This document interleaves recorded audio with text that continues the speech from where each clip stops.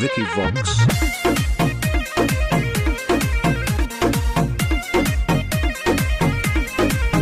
जानू तोरा बिना लागे नहीं मन गे। अच्छा? आज मिले के पालन कर डहन गे। जानू तोरा बिना लागे नहीं मन गे।